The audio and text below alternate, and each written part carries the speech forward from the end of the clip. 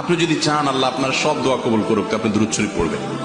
আপনি যদি বিপদে পড়ে যান সবচেয়ে বেশি দুরূদ শরীফ পড়বেন, দেখবেন সাথে সাথে আল্লাহ তাআলা বিপদ দূর করেছেন। দুটি আমল, দুরূদ আর ইস্তেগফার।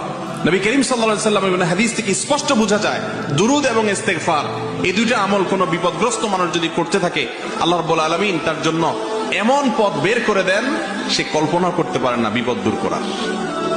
সন্তানকে নিজের মনে করবেন না, সন্তানকে মনে করবেন এটা আল্লাহর আমানত আপনার কাছে। এই আমার ছেলে, এটা আমার ছেলে না, এই ছেলেটা আল্লাহ পাক আমাকে দিয়েছেন। বিশ্বাস করেন আমরা তো ওকে নেওয়ার জন্য চেষ্টাও করি নাই। এমন হয়নি আপনাদের সময়?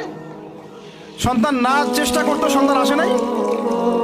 কোনো কোনো ক্ষেত্রে এমন হয়েছে সন্তান নষ্ট করার মানুষ চেষ্টা করছে, তাও সন্তান আল্লাহ দিয়েছেন। সন্তান আমার না, সন্তান আল্লাহর দেওয়া, আমার কাছে আমানত। একে যদি আমি সুসন্তান রূপে মানুষ না করি, আগামী দিনে নমর না বানাই, তাহলে আল্লাহ আমাকে ধরবেন।